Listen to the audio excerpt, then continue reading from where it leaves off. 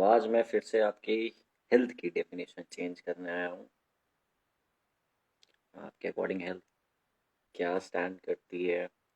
काफ़ी लोगों की हेल्थ की जो डेफिनेशन है काफ़ी डिफर करती है एक दूसरे से। So let's begin this session and let's go to the history. Past history में चलते हैं, वहाँ से देखते हैं कि हमारी हेल्थ में कहाँ पे ड्रॉप आया था, कहाँ से हमने खुद की हेल्थ पे फोकस करना स्टार्ट किया।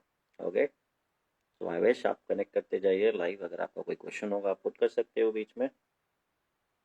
सो जहाँ पे बात आती है हेल्थ एजुकेशन की, हेल्थ एजुकेशन की बात जहाँ पे आती है, ये कब स्टार्ट हुआ था? Any idea?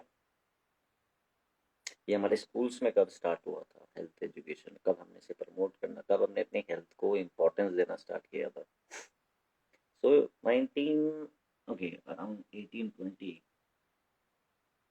90s के जो किड्स हैं उनके लिए थोड़ा इजी रहेगा टॉपिक समझना। हिस्ट्री में चल रहे हैं वापस।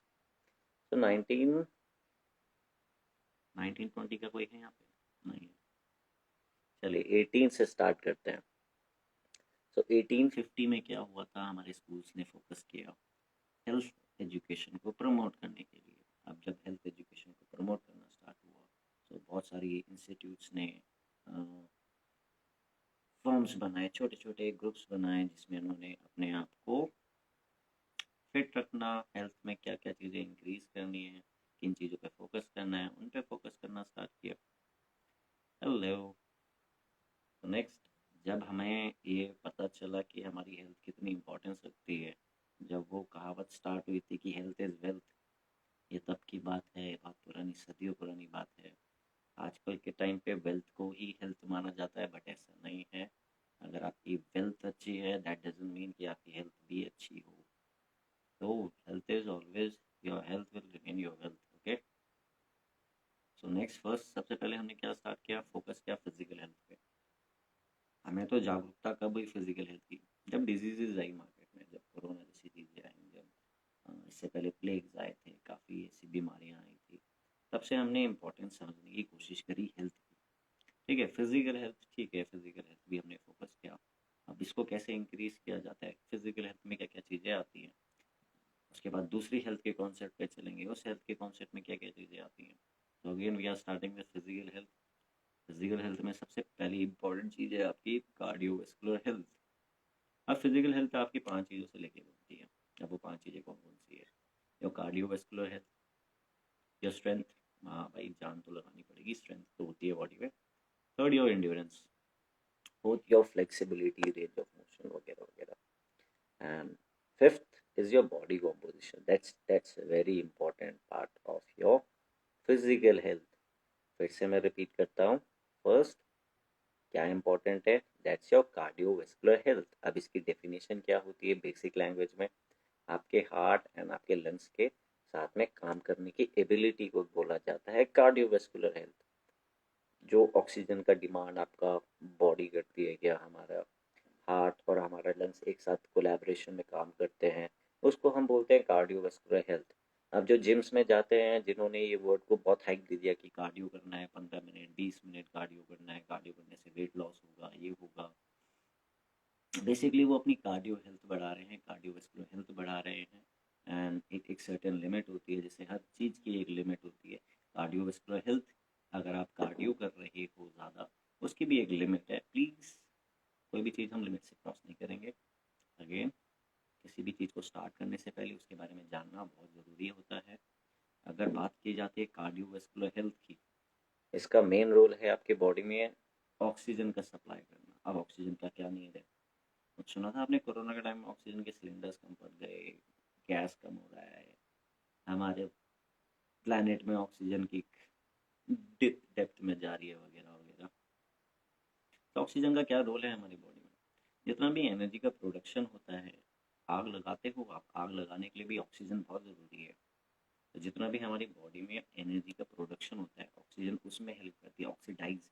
वैसे तो ऑक्सीजन एक एक एक सर्टेन टाइप ऑफ पॉइजन की कैटेगरी में रखूँगा मैं इसको। तो क्योंकि मैं 12th क्लास की अगर एक बात याद करता हूँ अपने टीचर की, सो ही सेड दैट कि ऑक्सीडेशन एक ऐसी चीज़ है जो चीज़ों को सड़ा देती है, ख़राब कर देती है।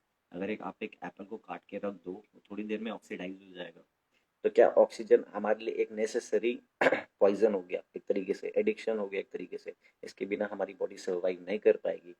बट अगर हम ऑक्सीजन की जगह कार्बन डाइऑक्साइड इंटेक कर रहे होते तो हमारी लाइफ कुछ थोड़ा सा बढ़ जाती। तो ऑक्सीजन का इंटेक करना आपकी बॉडी में जो एनर्जी का प्रोडक्शन हो रहा है उसमें हेल्प करता है। आपके लंग्स कितने अच्छे से ऑक्सीजन एब्जॉर्व कर पाते हैं, आप कितने अच्छे से वो ऑक्सीजन को होल्ड कर पाते हो, आपकी ब्रीदिंग एक्सरसाइज कैसे चलती है, कितनी कितनी आप उसको मेंटेन करके रखते हैं।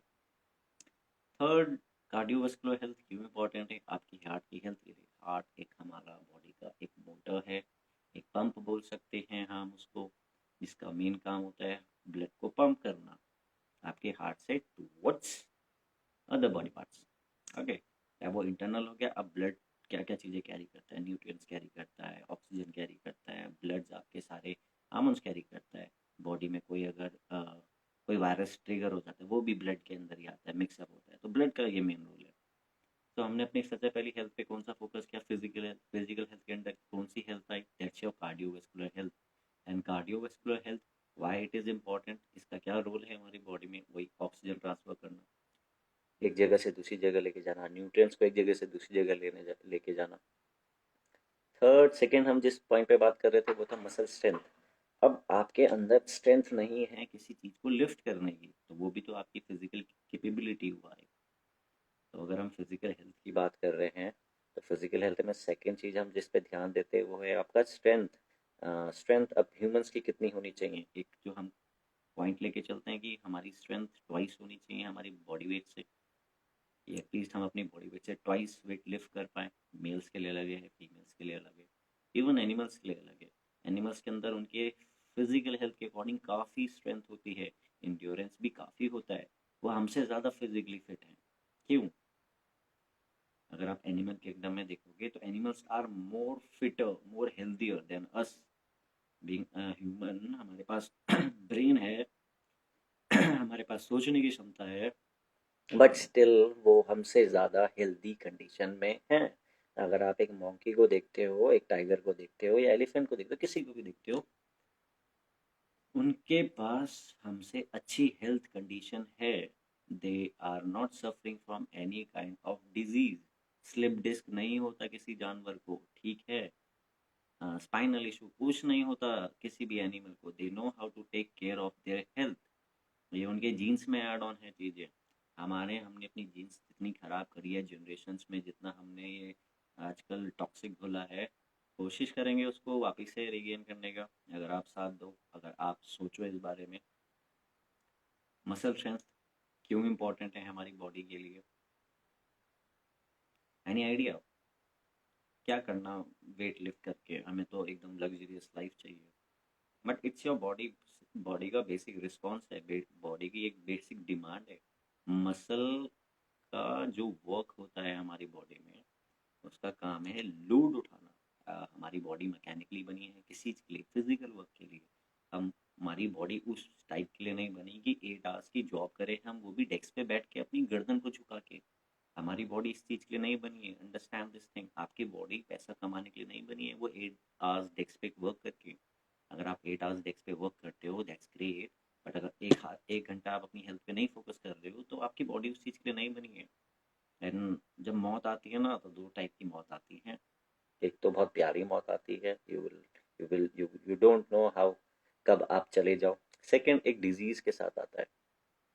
अब आपकी बॉडी को कोई किसी डिजीज ने घेर लिया, अब उस पीड़ा के साथ, उस दर्द के साथ आप सर्वाइव कर रहे हो 1 साल 2 साल, डेथ तो नज़दीक आ रही है, बट वो पेन जो सफरिंग है ना वो बढ़ती जाएगी, आप हेल्दी कंडीशन में नहीं रह पाओगे।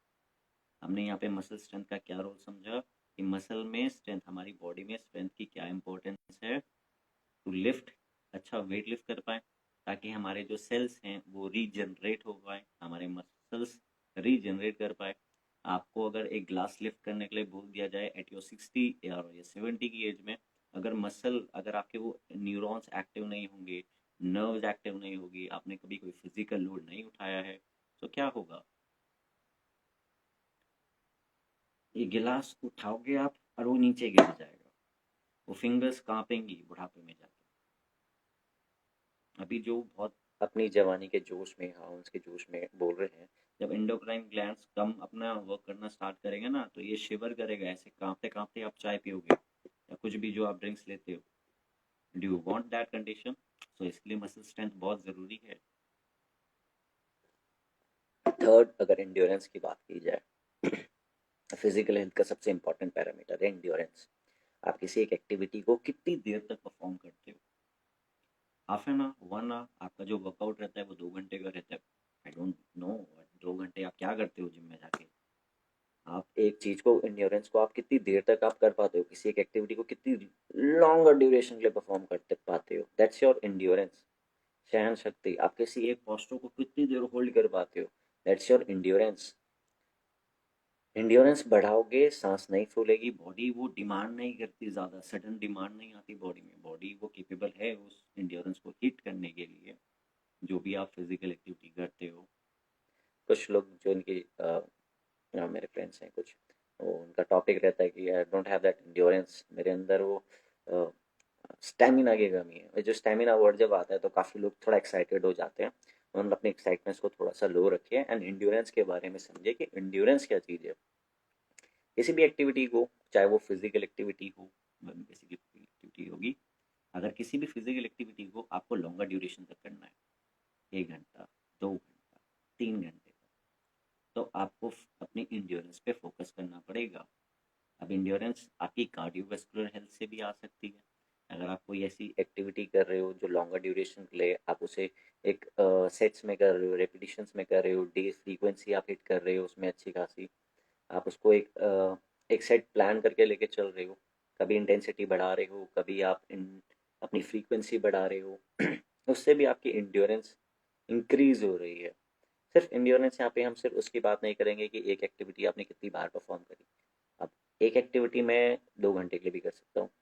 अब वो फिजिकल एक्टिविटी डिमांडिंग होनी चाहिए, और वो डिमांडिंग क्या होती है? ऑक्सीजन की डिमांड, जिसमें आपका हार्ट और आपका ब्लड रश करता है इधर से उधर।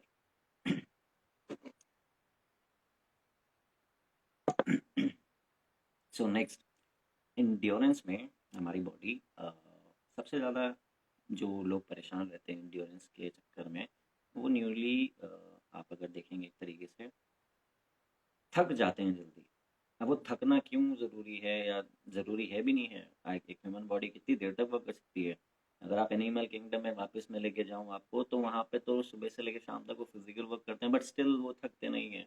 एक टाइगर इतना लंबा भाग रहा है, वो थकता नहीं है। या कोई भी आप जिराफ को ले लो या एलिफेंट को ले लो, इतना फिजिकल वर्क करते हैं, बट उनका एंड्योरेंस लेवल बड़ा है, क्योंकि वो फिजिकल एक्टिविटी करते हैं perform on a daily basis.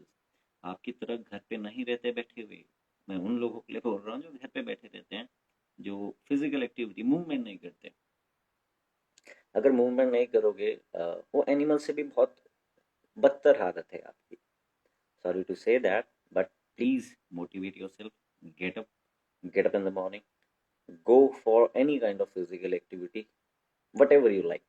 वो आपको मैं 5 पॉइंट्स बता ही रहा हूँ, वो भी किन किन चीज़ों पर फोकस करना है फिजिकल हेल्थ को इम्प्रूव करने के लिए। बाकी आप अगर किसी एक एक्टिविटी को अपने शेड्यूल में ऐड ऑन कर रहे हो, उसकी लिमिट्स जानना बहुत ज़रूरी है, कितने देर तक करना ज़रूरी है वो भी जानना बहुत ज़रूरी है। अब थर्ड पॉइंट पे अगर हम चलें, पहला हमने मसल स्ट्रेंथ के पे फोकस कर लिया, कार्डियोवैस्कुलर पे फोकस कर लिया। फ्लेक्सिबिलिटी, फ्लेक्सिबिलिटी क्यों इम्पोर्टेंट है हमारी बॉडी में, और ये फ्लेक्सिबिलिटी का कॉन्सेप्ट आया कहाँ से? और ये फ्लेक्सिबिलिटी के कॉन्सेप्ट में ना 3-4 चीज़ें ऐड ऑन हो जाती हैं, जिन्हें हम बोलते हैं आपका पोस्चर, ठीक है, range of motion, stiffness, back pain, lower back pain, ये वो सारी चीज़ें आपकी किसके अंदर आती हैं? फ्लेक्सिबिलिटी के अंदर। आप योगा परफॉर्म करते हो, तो योगा से क्या होता है, स्ट्रेचिंग से क्या होता है, फ्लेक्स, एनी आइडिया? आपकी मसल्स की ग्रुप में क्या अंदर इंटरनल चेंजेस आते हैं जब आप कोई ऐसी स्ट्रेचिंग सेशंस लेते हो? सोचिए। चलिए, नहीं आ रहा माइंड में, कोई प्रॉब्लम नहीं। तो देखिए, हमारी बॉडी में 3 चीज़ें होती हैं जब हम कोई भी एक स्ट्रेचिंग का सेशन लेते हैं, या आप एक स्ट्रेचिंग प्रोग्राम में ऐड ऑन हो, या योगा कर रहे हो परफॉर्म, या कोई भी ऐसी एक्टिविटीज़ कर रहे हो जिसमें आपकी मसल लेन-देन हो रही है। तो पहले तो मैंने आपको अभी बता दिया कि आपकी मसल लेन-देन होगी, ठीक है। स्ट्रेचिंग करने के बेनिफिट्स क्या हैं? आपकी मसल लेन-देन होगी। अब हमारी जो मसल है, इसकी लेंथ कितनी है, एक रबर बैंड देखा है आपने, उसकी अगर लेंथ इतनी है तो हम उसे स्ट्रेच कर सकते हैं, ठीक है, बट एक रबर बैंड को हम एक मैक्सिमम लिमिट तक स्ट्रेच कर सकते हैं, उसके बाद वो टूट जाता है। हमारी जो मसल की लेंथ है हम उसको थ्राइस स्ट्रेच कर सकते हैं, उसकी लेंथ। दैट मीन्स आपका मसल ग्रुप की लेंथ अगर इतनी है तो आप उसको स्ट्रेच कर सकते हो कितना, उसकी थ्राइस, उसकी जो लेंथ है उसकी थ्राइस तक कर सकते हो आप उसे इजीली स्ट्रेच। वो हमारी मसल की एक प्रॉपर्टी होती है, स्ट्रेच होना, कॉन्ट्रैक्ट होना, ये हमारी मसल की प्रॉपर्टीज हैं। अब मसल को हम कितना लेंथन कर सकते हैं, थ्राइस इज लेंथ। नेक्स्ट, अब मसल में हमने फ्लेक्सिबिलिटी से मसल की लेंथ तो इंक्रीज कर ली, लेंथ हमने अचीव कर ली। सेकंड क्या होगा, मसल स्ट्रेंथन भी होता है। अब मसल स्ट्रेंथन कैसे होगा, योगा करके, स्ट्रेचिंग करके। मसल के अंदर जब वो ब्लड का रश जाता है, मसल एक्टिवेट होती है, वो एक्टिव सेल्स होती हैं, वो आपके माइंड से कनेक्ट होकर आपके बॉडी पार्ट्स में जाती हैं, तो उसकी वजह से क्या हो रहा है, आपकी मसल स्ट्रेंथ भी गेन कर रही है। स्ट्रेचिंग करने से आपकी मसल लेंथन होती है, साथ ही साथ स्ट्रेंथन होती है। और थर्ड पॉइंट जो मैं बात करूंगा वो होता है आपका lubrication. And what is that lubrication, अगर आपने मेरी वीडियोस में देखा होगा या आपने एक जो हमारे अभी एथलीट जो अभी ऊपर चले गए उनको देखा होगा, तो वो जो बॉडी की मूवमेंट्स होती हैं, मसल मूवमेंट्स होती हैं, वो मसल के बीच का जो लुब्रिकेशन होता है, नी के बीच में भी लुब्रिकेशन ज़रूरी है ना, तो मसल के बीच का जो लुब्रिकेशन है वो इम्प्रूव होता है। आपके मसल में स्टिफनेस नहीं आती, आपका मसल स्टिफ नहीं बनता, वो ल्यूब्रिकेट भी होता है। साथ ही साथ दैट मीन्स वो सॉफ्टन बनता है, सॉफ्ट मसल हो जाता है। काफ़ी अगर आप बॉडी बिल्डर्स को टेस्ट करोगे उनके मसल बहुत टाइट रहते हैं, मतलब पत्थर जैसे हार्ड रहते हैं। सो दैट मीन्स उनका जो मसल है वो लुब्रिकेट नहीं हो रहा है अच्छे से अंदर से। वो कॉन्ट्रैक्ट तो अच्छे से हो रहा है, वो लेनदेन भी अच्छे से हो रहा है, बट लुब्रिकेशन मसल के अंदर कब आएगा, ये प्रॉपर्टी मसल के अंदर कैसे ऐड ऑन होगी, जब तक आप स्ट्रेचिंग एंड योगा की एक्सरसाइज नहीं परफॉर्म करोगे, ये तीन चीज़ें इंप्रूव नहीं होंगी। लेनदेन करना है मसल को फ्लेक्सिबिलिटी में, सेकेंड स्ट्रेंथन करना है, हो जाएगा। ल्यूब्रिकेशन ये भी इंपॉर्टेंट है। तो स्ट्रेचिंग के तीन बेनिफिट्स बता दिए मैंने आपको। इससे ऊपर चलते हैं, हमने क्या क्या याद किया अभी फिर से रिमाइंड करता हूँ। फर्स्ट हमने क्या, कार्डियोवास्कुलर हेल्थ की इंपॉर्टेंस समझी, फिर हमने मसल स्ट्रेंथ की इंपॉर्टेंस समझी, फिर थर्ड हम किस पे आए थे, फ्लेक्स इंड्योरेंस पे आए थे ऑब्वियसली, एक चीज़ को कितने लॉन्गर ड्यूरेशन तक परफॉर्म कर सकते हो आप। फिर फोर्थ हम आए थे फ्लेक्सिबिलिटी के ऊपर। फ्लेक्सिबिलिटी में भी अभी हमने समझा कि तीन पॉइंट्स होते हैं। उसके बाद हम किस पॉइंट पे जाएंगे अभी बताइए जरा, जल्दी से बताइए। That's your body composition. अब ये बॉडी कॉम्पोजिशन क्या वर्ड है, हमें समझ में आता नहीं। बॉडी कॉम्पोजिशन होता क्या है एक्चुअली, बॉडी कॉम्पोजिशन आपके मसल्स एंड आपके फैट का जो रेशो है उसे बोला जाता है बॉडी कॉम्पोजिशन। अब सिर्फ वो फैट लेके मत चलो जो आपके टमी को सराउंड कर रहा है या जो आपके ट्राइसेप के नीचे लटका पड़ा है, या other other sort of fats, ठीक है। यहाँ पे बात करी जाती है फैट एंड मसल का रेशो। फैट एंड मसल का रेशो क्यों इंपॉर्टेंट है एक बॉडी में मेंटेन करके रखने के लिए। सो अंडरस्टैंड दिस पॉइंट कि अगर आपका मसल, एग्जाम्पल ले रहा हूँ, 2 किलो मसल आपके पास है और 4 किलो फैट आपके पास है। मसल का काम है एनर्जी यूज करना, ग्लाइकोजन यूज करना, आपका फैट को यूज करना। बट अगर आपकी बॉडी में मसल की प्रॉपर रेशो कम हो रहा है, फैट का रेशो बढ़ रहा है, तो इतने से फैट वर्कर्स है ना जो एनर्जी का प्रोड्यूस करेंगे, उनके पास एनर्जी का सोर्स बहुत ज़्यादा हो जाएगा, बट उनके पास लेबर बहुत कम है, उनके पास वो यूज़ करने वाले सेल्स बहुत कम है। इसलिए बहुत इंपॉर्टेंट है आपको मसल एंड फैट का एक रेशो मेंटेन करने के लिए। अब वो रेशो क्या होता है, 1:15। 1:15 दैट मीन्स अगर आपके पास 1 kg फैट है तो उसको फैट को यूटिलाइज करने के लिए आपके पास कितने केजी मसल होना चाहिए, दैट मीन्स आपकी बॉडी में 15 kg मसल होना चाहिए। तब जाके वो आपका 1 kg फैट यूटिलाइज हो पाएगा एनर्जी के लिए प्रोडक्शन में। हमारे जो सेल्स होते हैं ना मसल में, उनका काम होता है मेटाबॉलिक, ये जो सेल्स होते हैं, एक सेल की अगर हिस्ट्री बताऊं मैं आपको, या आपने भी पढ़ा होगा, उसके अंदर एक सेल के अंदर ना एक माइटोकॉन्ड्रिया होता है, उसको उसको बोलते हैं powerhouse of the cell. उस ही का काम होता है एनर्जी को कन्वर्ट करना। आपकी बॉडी में जितना भी आप बात कर पा रहे हो, चल पा रहे हो, उस ही का काम है आपकी बॉडी में एनर्जी का प्रोडक्शन करना। अब नेक्स्ट, अगर हमारे पास मसल ग्रुप नहीं होगा, मसल हमारे पास कम होगा, फैट हमारे पास बहुत, एनर्जी हमारे पास बहुत ज़्यादा होगी, तो वो जो कुछ सेल्स हैं ना आपकी बॉडी में, वो इतने सारे फैट को कैसे एनर्जी में कन्वर्ट कर पाएंगे, उनको तो ग्लाइकोजन पे ही चलते रहेंगे। आपकी बॉडी फैट स्टोर करती रहेगी, you will get big big big big, मोटे होते जाओगे आप। तो इसलिए इम्पोर्टेंट है फिजिकल एक्टिविटी करना, एक्सरसाइज करना, ताकि आप अपनी मसल या अपनी बॉडी के अंदर के जो सेल्स हैं उन्हें बढ़ा पाओ, उनका नंबर बढ़ा पाओ, आप अपने मसल्स में स्ट्रेंथ से ही जो एक्टिवेशन होती है आप अपने नंबर ऑफ सेल्स बढ़ा पाएँ, ब्रेन सेल्स बढ़ा पाएँ। अब न्यूरॉन्स होते हैं हमारी बॉडी में, ये नर्व्स होती हैं, ये भी सेल से ही बनते हैं। The longest cell in our body is called nerve cell. अब नर्व सेल है वो कमज़ोर है, अगर आपका नर्व सेल बहुत कमज़ोर है तो वो दिक्कतें स्टार्ट होंगी आपकी स्पाइनल से। आप किसी भी चीज़ को ज़्यादा देर अगर बैठे रहोगे तो आपकी नर्व्स इतनी एक्टिवेटेड ही नहीं है, वो फोर आर्म्स में नर्व्स ही नहीं विजिबल हैं। तो नर्व्स का क्या रोल है हमारी बॉडी में? वो सिग्नल्स को ब्रेन तक लेके जाता है ऑब्वियसली, ये तो बहुत बेसिक सी चीज़ है, अब बच्चों बच्चों को पता है यार आजकल के यार। तो हम यहाँ पे हमने इम्पोर्टेंस समझ ली, हमारे सेल्स में क्या इम्पोर्टेंट है, हमारी बॉडी में फैट का और मसल का क्या रेशियो होना चाहिए। फीमेल्स में आप फैट का रेशियो थोड़ा सा हाई भी रख सकते हो, मसल का रेशियो थोड़ा सा कम भी रख सकते हो, क्योंकि they are build for another things. Males ऐसी चीज़ों के लिए नहीं बने हैं जिस चीज़ों के लिए फीमेल्स बनी है। ठीक है, सो हमारी बॉडी, मेल्स की बॉडी फैट को इतना स्टोर ज़रूरत नहीं होती हमारी बॉडी को इतनी एनर्जी की। हम ग्लाइकोजन पे भी वर्क कर सकते हैं, स्टोर्ड चीज़। मैं अपने स्टोर रूम में कोई चीज़ रखे रखूँ 10 साल 15 साल 20 साल, क्या होगा? ख़राब हो जाएगा। ऐसा ही हमारे फैट्स के साथ होता है। क्यों लोगों को डायबिटीज़ होता है, हाइपरटेंशन होता है? वो जो फैट रखा है ना उन्होंने, स्टोर करके रखा है अपनी बॉडी में, कभी मसल को इंक्रीज ही नहीं किया, कभी स्ट्रेंथ ट्रेनिंग नहीं करी, कभी अपनी फ्लेक्सिबिलिटी, कभी अपनी मसल की मोबिलिटी पे फोकस नहीं किया, कभी अपने नंबर ऑफ न्यूरॉन्स नहीं बढ़ाए या ब्रेन सेल्स नहीं डेवलप करे। ये सारी चीज़ें डेवलप फिजिकल एक्टिविटी की वजह से होती हैं।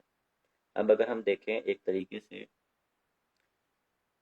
फैट स्टोर्ड है 1 साल से 2 साल से 3 साल से 4 साल से 10 साल हो जाएंगे, 20 साल हो जाएंगे।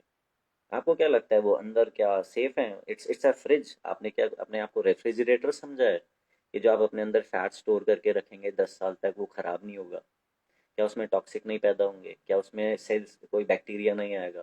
क्या वो डिजीजेस का एक खुला इनविटेशन नहीं है? Think think about this please. अगर कन्वर्ट करना है उस फैट को एनर्जी में या रिमूव करना है उस फैट को, प्लीज अंडरस्टैंड। एक मैं आपको एक बेसिक सा लॉ बता रहा हूँ न्यूटन भाई का। Energy nor be created nor be destroyed, it can only be transferred from one medium to another. That means अगर आप एक बिस्किट भी खा रहे हो या आप कुछ भी इनटेक कर रहे हो जिसमें एनर्जी है, वो एनर्जी कभी मरेगी ही नहीं, मतलब वो खत्म नहीं होगी जब तक आप उसको कन्वर्ट नहीं कर देते किसी और एनर्जी के फॉर्म में। हम अगर खाना खाते हैं वो हमारी बॉडी को एनर्जी देता है, एनर्जी ज़्यादा हो गई हमारी बॉडी स्टोर कर लेगी, जो बेसिक एनर्जी है वो तो हमारी बॉडी यूज़ कर लेगी। बात कर रहे हो 2 कैलोरीज, पूरे दिन भर आप यूज़ करते हो सिर्फ 2 कैलोरीज बात करने में।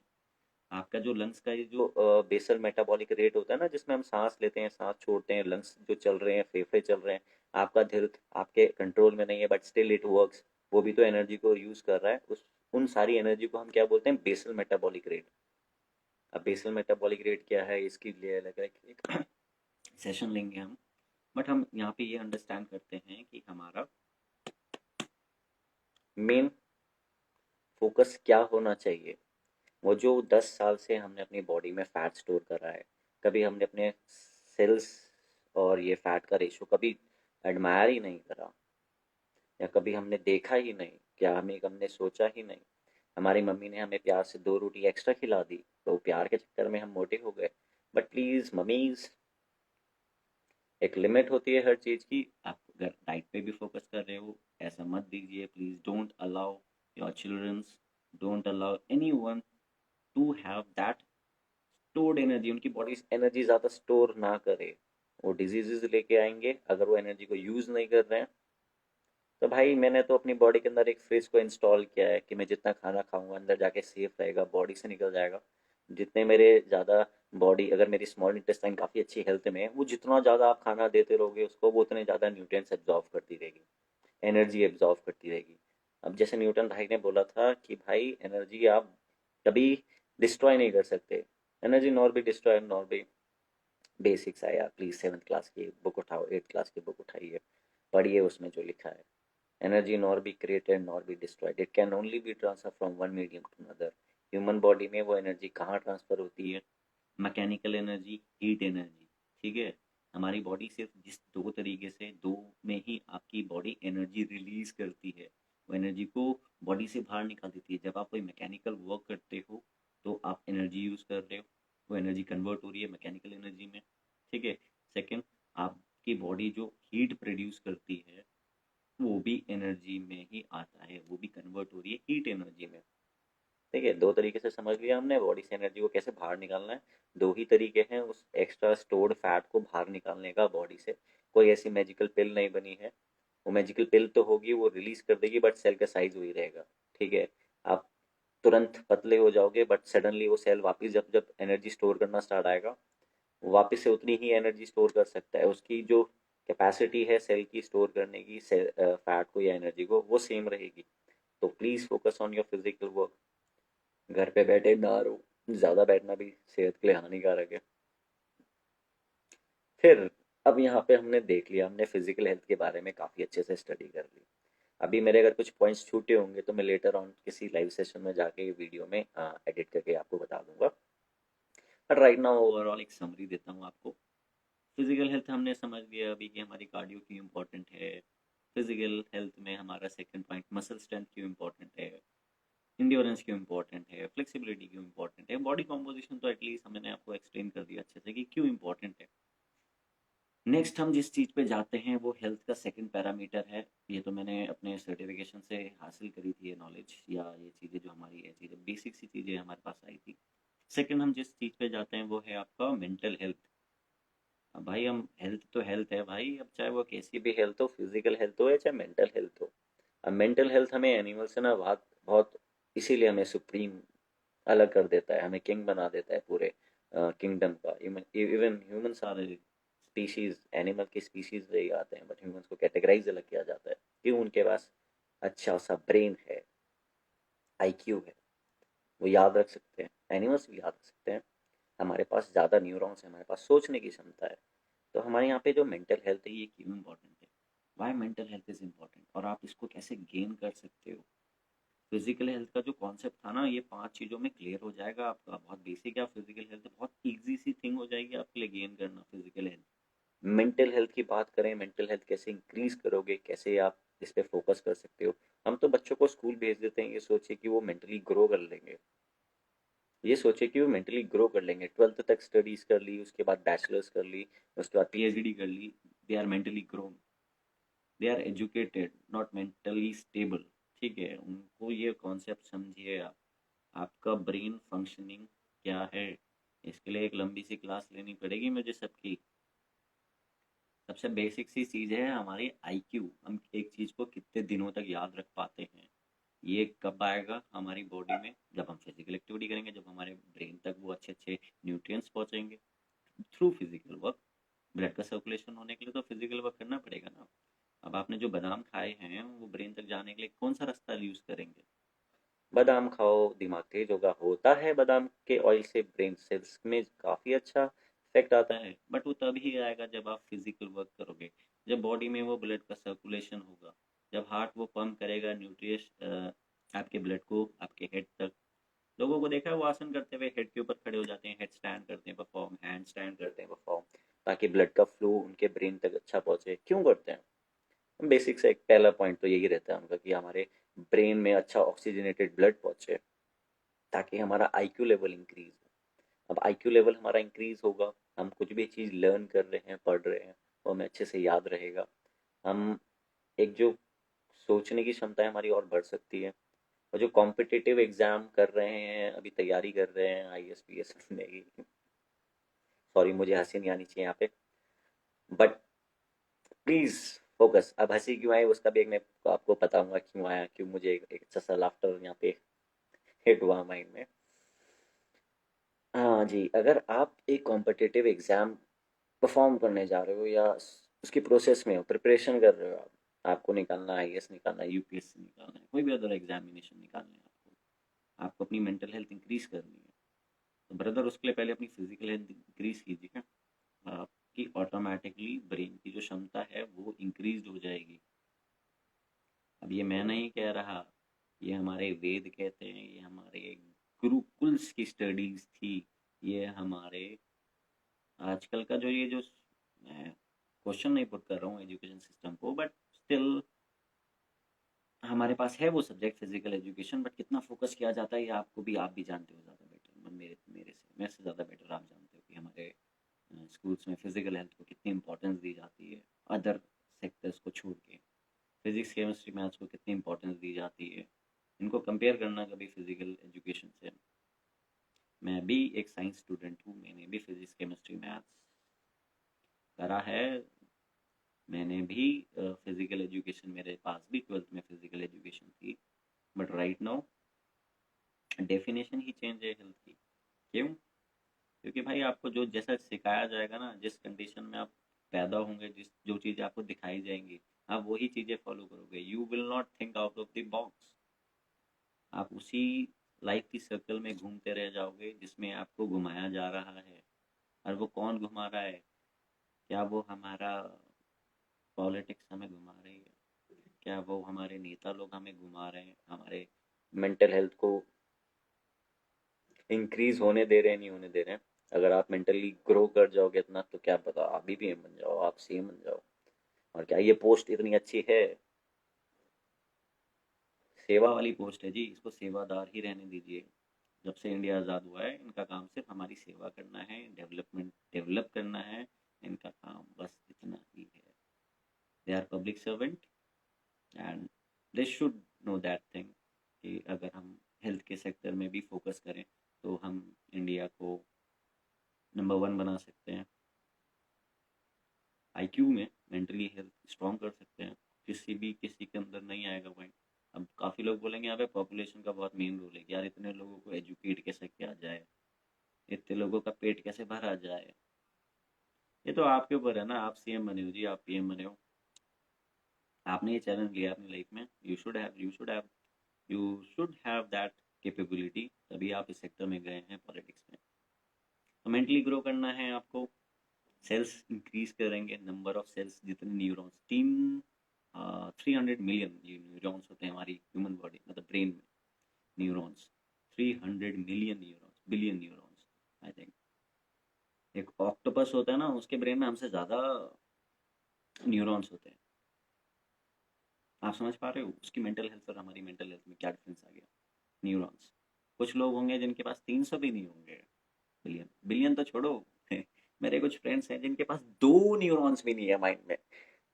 अब जो मेंटली चैलेंज रहते हैं ना लोग, जिनको समझ में नहीं आता, जो छोटे छोटे बच्चे रहते हैं जो मेंटली चैलेंज रहते हैं, उनके साथ भी यही चीज़ है। वो भी मेंटली उनको में ग्रो कर सकते हैं। मैं तो नहीं कर पाऊंगा ग्रो, वो खुद को ग्रो कर पाएंगे। उनकी फैमिली उनका टेक केयर अगर अच्छे से करे तो उनके अंदर वो समझ आना स्टार्ट हो जाएगा। अगर वो ब्रेन अच्छे से फंक्शनिंग नहीं कर रहा है तो डॉक्टर्स क्या करेंगे? वो शॉक थोड़ी देंगे माइंड में न्यूरॉन्स को बढ़ाने के लिए। वो भी तो बोलेंगे ना फिजिकल एक्टिविटी कराओ। फिजिकल एक्टिविटी जितना कराओगे न्यूरॉन्स उतने ज़्यादा डेवलप होंगे, आपका ब्रेन उतने अच्छे से फंक्शन अच्छे से करेगा। ब्रेन के हमारे जितने फंक्शंस हैं वो अच्छे से हो पाएंगे। न्यूरॉन्स का ये रोल है हमारी बॉडी में। सेकंड, मेंटल हेल्थ इंक्रीज कर लिया आपने, कैसे करी है? आईक्यू। पढ़ना बहुत ज़रूरी है, समझना बहुत ज़रूरी है। सिर्फ पढ़ के वो अप्लाई करना वो गलत बात है। जब तक आप पढ़ी हुई चीज़ को 10 बार क्वेश्चन नहीं करोगे, 10 लोगों से नहीं पूछोगे, या एग्जाम्पल दे रहा हूँ, 10 लोगों से पूछने के लिए आप 100 लोगों से पूछ सकते हो। उनका पॉइंट ऑफ व्यू नहीं देखोगे, पास्ट नहीं देखोगे, प्रेजेंट नहीं देखोगे, फ्यूचर नहीं देखोगे, इस चीज़ का किसी भी एक पॉइंट का, आप वो स्टेबिलिटी नहीं आएगी माइंड में यार, न्यूरॉन्स एक्टिवेट नहीं होंगे। थर्ड, अगर हम हेल्थ के किसी कॉन्सेप्ट पे जाते हैं, पहला तो फिजिकल हेल्थ था भाई, दैट्स द मोस्ट थिंग। भगवान ने भी पहले आपको फिजिकल हेल्थ दी, भेजा तो बाद में भेजा, पहले फिजिकल हेल्थ भेजी। ठीक है। थर्ड, हमारी बॉडी में जो हेल्थ हमें जिसका ध्यान रखना पड़ता है, दैट्स योर इमोशनल हेल्थ। अब मैं बार बार ये इमोशनल क्या, ये इमोशन इमोशन कहता रहता है, खुद के इमोशन तो संभाले नहीं जाते, ये वो। प्लीज़ ऐसी बात नहीं है, understand this thing. These healths are interconnected with each other. Your physical health is connected with your mental health. Your mental health is connected with your emotional health. आगे भी चलते जाएंगे, जोड़ते जाएंगे चीज़ों को। ये सारी इंटरकनेक्टेड चीज़ें हैं। Why emotional health is important. 13 साल तक ना बच्चे तो बच्चे होते हैं जी, उनके अंदर इमोशंस की कमी होती है। वो तो मार भी देंगे किसी को, या वो कुछ भी कर सकते हैं बच्चे। क्यों? उनके अंदर इमोशंस नहीं है। अब वो इमोशंस क्यों नहीं है, केयरिंग शेयरिंग, ये तो बचपन से हम सिखा रहे हैं उन्हें, बट वो उनके अंदर इमोशन कब आएंगे, कब आते हैं हमारी बॉडी के अंदर इमोशंस, कब हम इमोशनल फूल्स बनना स्टार्ट करते हैं, कब होता है वो स्टेज, कब आती है लाइफ में? That's your adolescence, 13 your teenage. अब टीनेज में जो हमारी बॉडी रिस्पॉन्स करती है ना, उसी को हम बोलते हैं इमोशनल हेल्थ। मेरी फिजिकल एजुकेशन की जो जर्नी है, इसका जो थर्ड पॉइंट था वो था इमोशनल हेल्थ। हर स्टेज में मैंने देखा, 1 से 5 साल के बच्चे के लिए, 5 से 10 साल के बच्चे के लिए, फिर टीन एज का ग्रुप आया, फिर अडल्टहुड आया, फिर एक उससे ऊपर वाला अडल्टहुड आया, फिर ओल्ड एज आया।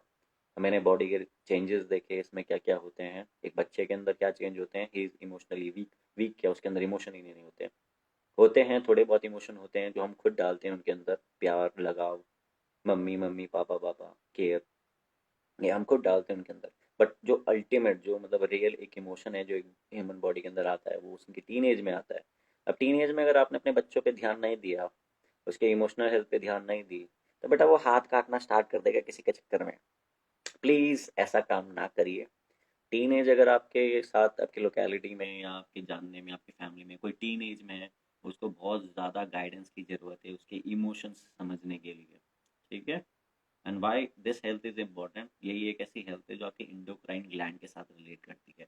हमारा जो ग्लैंड का सिस्टम्स है ना, ये pituitary gland, thyroid gland, pancreas, liver, kidney वगैरह वगैरह, इनका भी एक रोल है हमारी बॉडी में। ये एक्टिवेट कब होता है, हमारी टीनेज में बहुत ज़्यादा एक्टिवेट करता है। टेस्टीज भी होती हैं, ओवरीज भी होती हैं, ये भी हमारे ग्लैंड्स हैं। ये भी हमारे ग्लैंड्स हैं जो हमारे हार्मोन्स रिलीज करते हैं और हमारे इमोशंस को ज़्यादा हिट करने की कोशिश करते हैं। वो इज दिस वन जो मेरे साथ वीडियो में जुड़ना चाहेगा, नो रिक्वेस्ट, हो गया। समझ पाए इस चीज़ का रोल, इमोशन क्यों इम्पोर्टेंट है हमारी हेल्थ के लिए। यही ना स्ट्रेस और डिप्रेशन का एक मेन रोल बनता है। क्यों बचपन में, टीनेज में आपको इमोशंस के बारे में पढ़ाया नहीं गया, पढ़ाया गया है, डिफरेंस बताया गया है, what is happiness, what is sadness, what is anxiety, what is depression, how to tackle these things. नहीं, हमारे यहाँ तो सिर्फ मैथ्स पढ़ाते हैं, सॉरी। तो देखो, अगर इमोशनल हेल्थ को इंक्रीज करना है आपको, अगर आपको इमोशनली स्टेबल रहना है, स्टेबल, यहाँ पे मैं एक वर्ड यूज करूँगा, स्टेबल, इमोशनली स्टेबल। अगर आपको अपनी इमोशनली हेल्थ को स्टेबल रखना है, आप वो दुख, पीड़ा और इनसे ऊपर जाना चाहोगे, आप अपने हार्मोन्स को समझो, आप अपनी बॉडी को समझो, you will get to know. आप अच्छा खाना पीना रखोगे, आपकी बॉडी वो हार्मोन रिलीज ही नहीं करेगी। समझ रहे हो? वो एंग्जाइटी वाला जो हार्मोन होता है ना बॉडी में, वो थायराइड ग्लैंड रिलीज करता है। ये तो बेसिक सा एग्जांपल बता रहा हूँ मैं आपको। अब हमारी बॉडी में और भी ऐसे हार्मोन्स होते हैं जिनकी वजह से हमें कुछ अलग अलग चीज़ें फील होती हैं। फॉर एग्जांपल, अगर कोई किसी के तरफ देख के अट्रैक्ट हो रहा है, तो दैट मीन्स उसकी बॉडी का जो टेस्टोस्टेरोन लेवल है वो इंक्रीज हो रहा है। या किसी को देख के हैप्पीनेस आ रही है, तो दैट मीन्स आपकी बॉडी का ऑक्सीटोसिन लेवल हैवी चल रहा है। और ये खाने पीने से होती हैं ट्रिगर सारी चीज़ें। आपकी बॉडी के जितना भी हार्मोनल चीज़ें हैं, ये सारी किस चीज़ से चीज़ें हैं भाई, जो खाना खा रहे हो आप वैसे आप बनोगे, वैसे आपकी बॉडी में हार्मोन रिलीज होंगे। ठीक है। आजकल के हमारे यूथ को बहुत बोला जाता है कि भाई टेस्टिस, मतलब जिम इंडस्ट्री की बात कर रहा हूँ, कि भाई अपना टेस्टोस्टेरोन बढ़ाओ, टेस्टोस्टेरोन बढ़ाओ, आपका मसल बढ़ेगा, मसल बढ़ेगा। ब्रदर, आपका वो मसल तो बढ़ेगा, बट बॉडी के अंदर जो लस्ट पैदा होगी, वो उसका कैसे कैसे कैसे ध्यान रखोगे? आपकी बॉडी के अंदर जो उसकी वजह से बिहेवियर में चेंजेस आएंगे, उसका कैसे ध्यान रखोगे? जिंक तो आप खा लो जितना खाना है आपको, आपकी बॉडी का लेवल इंक्रीज हो जाएगा टेस्टोस्टेरोन का। बट जब टेस्टोस्टेरोन इंक्रीज होता है, वो अपने साथ दो चार चीजें और चीजें लाता है। हेयर की ग्रोथ तो अच्छी कर देता है, वो तो बात अलग है, बट हमारी बॉडी में बहुत से ऐसे केमिकल चेंजेस भी लाता है जो हमारे बिहेवियर में शो होते हैं। गुस्सा, एंगर, फ्रस्ट्रेशन, ये ऐसी चीजें हैं जो एक हार्मोन का बिहेवियर है। जैसे ऑक्सीटोसिन का बिहेवियर है ना, एक लव हार्मोन बोला जाता है उसको। उसका मेन काम है बॉडी में, फीमेल्स की बॉडी में, जानवरों की बॉडी में मिल्क का प्रोडक्शन करना। अब वो जितना ज़्यादा होगा, जितना कम होगा, उतना ही वो वैसा वैसा करता रहेगा। आई होप आपको ये बात समझ में आई हो कि इतनी चीज़ें जो मैंने आपको बताई वो कैसी रही। I will upload this video, don't worry, you can watch it later. But यहाँ पे हम बात करेंगे, इमोशनल हेल्थ खत्म हो गया चैप्टर। सेकंड चलते हैं, इसके ऊपर वाले कॉन्सेप्ट पे चलते हैं, हमारी हेल्थ का जो थर्ड, फर्स्ट कौन सा था फिर से याद करते हैं, फिजिकल हेल्थ। सेकंड हमारा था मेंटल हेल्थ, हमने कैसे इंक्रीज किया हमने सीख लिया। थर्ड हमने इमोशंस पे समझ लिया कि टीन एज जो हमारी बॉडी में हिट हो रहा है, ये भी थोड़ी दिनों तक रहेगा इमोशन, उसके बाद आपका ये वैनिश हो जाएगा आपकी बॉडी से जैसे आप अपने 45 को क्रॉस करते हो। क्यों? आपकी बॉडी वो हार्मोन ही बनाना बंद कर देगी भाई। ठीक है। अब हार्मोन बनाना बंद कर दे, ना बॉडी में आपके अट्रैक्शन हो रही है, ना बॉडी में आपके अंदर कोई भी फीलिंग्स आ रही है, आप किल हो जाओगे, सब कुछ जीरो हो जाएगा भाई। फिर से आप वो बच्चों वाली स्टेट में चल जाओगे जहाँ पे बस खाना पीना और सोना, ठीक है। वो बुढ़ापे तक आ जाएगा। बस ये जो ड्यूरेशन है ना टीन एज, ये आपके टीन से लेके 45 तक, यहीं आपके वो हार्मोन आपकी बॉडी के साथ खेल रहे हैं। And please understand this thing. Stable रहना है जी, स्टेबल रहना है। बहकना नहीं है किसी की भावनाओं में, ठीक है। ओके नाइस, नेक्स्ट पॉइंट पे हम चलते हैं। तो एक और चीज है जिसमें हम हमेशा कंफ्यूज रहते हैं, दैट्स अर स्पिरिचुअल हेल्थ। काफी ज्यादा है यार, क्यों स्पिरिचुअलिटी मैटर करती है लाइफ में? मैटर करती है, ये बहुत मैटर करती है ब्रदर। आपकी हेल्थ का ना जो फोर्थ फिफ्थ पैरामीटर है वो स्पिरिचुअल हेल्थ ही है। Why spiritual health? मैं ये नहीं बोल रहा हूँ कि यार धूप बत्ती जलाओ, ये करो वो करो, दैट्स द आपकी भक्ति है जो आप करना चाहते हैं, बट स्पिरिचुअल हेल्थ किस सेंस में आपको बता रहा हूँ। आपकी लाइफ में ना कोई सुप्रीम होना चाहिए जिसे आप फॉलो करते हो, ठीक है। और वो क्यों ज़रूरी है आपकी लाइफ में? आपके जो सेंसेस है ना आपके साथ प्ले कर रहे हैं। आपको एक जो लाइफ का पाथ है ना उसको फॉलो करने के लिए ना किसी को लाइफ में सुप्रीम समझना पड़ेगा। जब तक आप अपने आप को सुप्रीम समझोगे, आप गलत और सही में फैसला नहीं कर पाओगे। Understand this thing. जब तक आप अपने आपको सुप्रीम समझोगे अपनी लाइफ में कि मुझसे ऊपर कोई है नहीं, ना पेरेंट्स की सुनता हूँ, ना मैं घर वालों की सुनता हूँ, ना मैं भगवान की सुनता हूँ, तो ब्रदर आपको सही और गलत में, आपको किसी को मारने में और किसी को बचाने में फर्क ही नहीं पता चलेगा भाई। ये किसने बताया आपको कि किसी को मारना गलत है, किसी को बचाना सही बात है? स्पिरिचुअलिटी ने बताया आपको शायद। आपने किसी को लाइफ में सुप्रीम रखा होगा इस पॉइंट में, तभी तो आपको सही और गलत का पता चला। ओके नाइस, गुस्सा नहीं कर रहा हूँ, बिल्कुल भी नहीं कर रहा हूँ। बस प्लीज ऐड ऑन स्पिरिचुअलिटी। कुछ कॉन्सेप्ट्स हैं, जो कुछ बुक्स हैं, कुछ रिलीजन्स हैं जो अलग अलग हैं। चारों पांचों रिलीजन पकड़ो, सबके बारे में पढ़ाई करो, ठीक है। पढ़ाई करना क्यों ज़रूरी है? जब तक आप पढ़ोगे नहीं, गॉड्स को नहीं देखोगे, उनके पाथ नहीं देखोगे, रास्ते नहीं देखोगे, आपको सही और गलत कहाँ से आएगा? आईक्यू से भी आ जाता है ब्रदर। आप जिस जिस सोसाइटी में रहते हैं वो भी आपको हेल्प कर देगा इस चीज़ के लिए। तो spiritual health is also important. क्यों? आप जिम में जा रहे हो, किसी को गाली दे दी, अच्छी बात है बुरी बात है ये आपको पता है, मैं कुछ नहीं बोल रहा उसमें, ठीक है। मैं कुछ नहीं बोल रहा हूँ उसमें। गलत, सही और गलत का फैसला आप तभी कर पाओगे जब आपके लाइफ में आप किसी को सुप्रीम समझोगे। और वो सुप्रीमेसी आप किसी को देते हो, वो कौन है ये भी बहुत मैटर करता है। क्या पता आप अपनी लाइफ में सुप्रीम दाऊद इब्राहिम को बना दो, ओसामा बिन लादेन को सुप्रीम बना दो अपनी लाइफ में। ये भी गलत पॉइंट है ब्रदर, ऐसे लोगों को सुप्रीम नहीं बनाना, ठीक है। It's a spiritual God. जो गॉड के जो दिखाए हुए रास्ते हैं, अब वो गॉड है नहीं है, ये भगवान आएंगे, दिखेंगे, कभी ना कभी दिखेंगे, मिलेंगे आपको आपकी डेथ के बाद, जरूर मिलेंगे अगर आपने अच्छे काम किए होंगे तो। पूछना फिर उनसे सवाल सेम ये वाला कि सही और गलत में मुझे फैसला करने में क्यों नहीं हेल्प करी आपने? उन्होंने करी है जी, उन्होंने अपनी नॉलेज दी है। आपके ऊपर है, आप फॉलो करते हो नहीं करते। चलो नेक्स्ट हम सोशल हेल्थ के ऊपर बात करते हैं। ये सारी हेल्थ सारी इंपॉर्टेंट क्यों है? एक सोशल हेल्थ के ऊपर मैंने एक लास्ट वीडियो बनाया था। आपने शायद उसको अच्छा व्यू दिया, बट प्लीज़ अपनी सोशल हेल्थ को भी इंक्रीज कीजिए। हम सोशल एनिमल हैं जी, हम अकेले सर्वाइव नहीं कर पाते। अब नहीं कर पाएंगे सर्वाइव अकेले तो कैसे चलेगा काम? भाई खुद को ना वो अकेला प्राणी ना बनाओ कि भाई मेरी बैटल अलग है, मैं अलग अलग अलग लड़ाई लड़ रहा हूँ जिंदगी की। प्लीज, जिंदगी से तो लड़ लोगे बहुत आसान है, बट जब मौत आती है सोसाइटी काम आएगी ब्रदर। अगर आप हिंदू हैं तो चार कंधे काम आएंगे, प्लीज जोड़ लीजिए उनको कहीं ना कहीं से, ठीक है।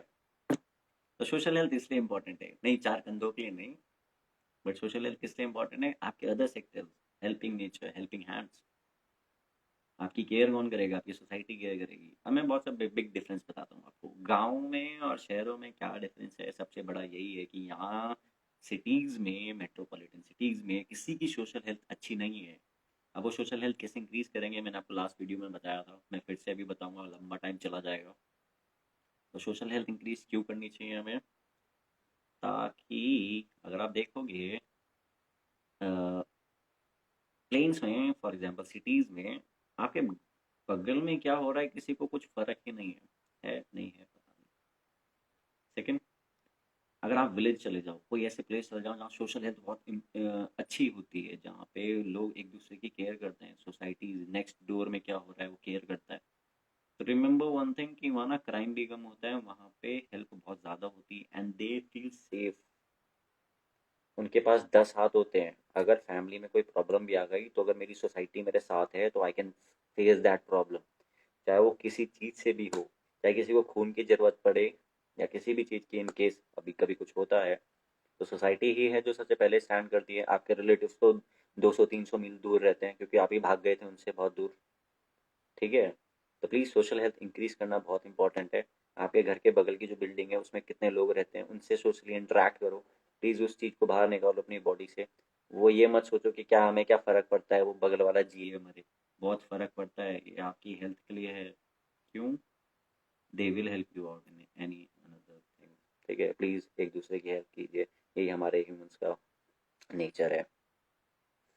सोशल हेल्थ इंक्रीज हो गई। एक बार जल्दी से समरी वापस से करते हैं कि हमने अभी फिजिकल हेल्थ के कॉन्सेप्ट देखे, सेकंड हमने अपनी मेंटल हेल्थ के कॉन्सेप्ट देखे, क्यों न्यूरॉन्स हमारी इंपॉर्टेंस रखते हैं हमारी बॉडी में, थर्ड हमने देखा इमोशनल हेल्थ देखा, फिर हमने अपनी स्पिरिचुअलिटी देखी, स्पिरिचुअल हेल्थ देखी, फिर हमने क्या देखा, सोशल हेल्थ। अब ये हेल्थ हैं, ये जो पाँच चार पांच हेल्थ की मैंने आपको इम्पोर्टेंस बताई है, मैं ज़्यादा नहीं कवर अप कर पाया है इस सेशन में, बट स्टिल जो छोटा छोटा सेशन में कंप्लीट मैं जोड़ पाया अपने उससे। अगर आपके पॉइंट्स में भी होंगे तो आप कमेंट डाउन कर सकते हो लेटर। तो नेक्स्ट कोशिश कीजिए अपनी इन हेल्थ पे फोकस करने का। अब आपने इन हेल्थ पे फोकस कर लिया तो आजकल जिस हेल्थ के पीछे आप भाग रहे हो ना, वो आपको भागना नहीं पड़ेगा उसके पीछे। आप समझ गए मैं किस हेल्थ की बात कर रहा हूँ? Financial health. आपको उसके पीछे भागना नहीं पड़ेगा अगर आपकी ये हेल्थ इंपॉर्टेंट, ये हेल्थ ये सारी क्लियर है। भाई सोशल हेल्थ अगर अच्छी है ना तो भाई बगल वाला मेरे 2-3 लाख रुपए की तो ऐसी मदद कर देगा कभी ना कभी, अगर इन केस मुझे ज़रूरत पड़ती है तो। हो सकता है ऐसा। रखिए जी अपनी अच्छी रखिए, हेल्थ अच्छी रखिए। अगर फाइनेंशियल हेल्थ अच्छी रखनी है तो आपको अपनी फिजिकल हेल्थ अच्छी रखनी पड़ेगी, मेंटल हेल्थ अच्छी रखनी पड़ेगी, पढ़ना पड़ेगा बेटा। थर्ड अपनी इमोशनल हेल्थ को स्टेबल करना पड़ेगा, नहीं किया तो भाई हाथ की नसें काटते रह जाओगे, गुस्से में रहोगे, फ्रस्ट्रेटेड रहोगे जिंदगी भर, या भगवान ही मालिक है फिर तो। स्पिरिचुअल हेल्थ भी इंपॉर्टेंट है ब्रो। ओके, आई होप ये आपको मेरा सेशन अच्छा लगा हो, थोड़ी सी आपको नॉलेज मिली हो हेल्थ के बारे में, थोड़ी आपकी हेल्थ की डेफिनेशन चेंज हुई हो। उन माँ बापों के लिए भी मेरा एक थोड़ा सा मैसेज रहेगा, प्लीज़ प्लीज़ प्लीज़ खुद भी एजुकेटेड हो जाइए। अगर आपको अपने बच्चे की हेल्थ प्यारी है, अगर आपको अपना बच्चा प्यारा है तो बादाम खिलाने उसको खिलाओ, अच्छी बात है। थोड़ा सा फिजिकल वर्क कराओ ना, थोड़ा बादाम का जो ऑयल है वो थोड़ा ब्रेन तक तो जाए। वो तो पेट में जाता है, पेट से सीधे फ्लश आउट हो जाता है। प्लीज़ डोंट फोर्स, डोंट मार मार के मत पढ़ाओ प्लीज़। उससे कुछ नहीं होगा, जितना आप मारोगे बच्चों को, जितना मारोगे पीटोगे, उनकी इमोशनल हेल्थ के लगते जाएंगे।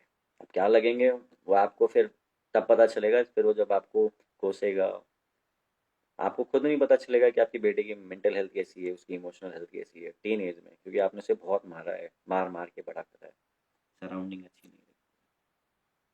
और भी चीज़ें हैं जो हम मैं आपके साथ शेयर करना चाहूँगा, बट राइट नाउ थोड़ा सा टाइम ऊपर हो जाएगा। चलो जी अलविदा रहते हैं आपसे। I hope you like this session and see you later, bye, take care. अपना जो लास्ट सेंटेंस होता है ना वो सिर्फ इतना होता है, खुश रहिए और दूसरों को भी खुश रखिए। Bye, see you on the next video.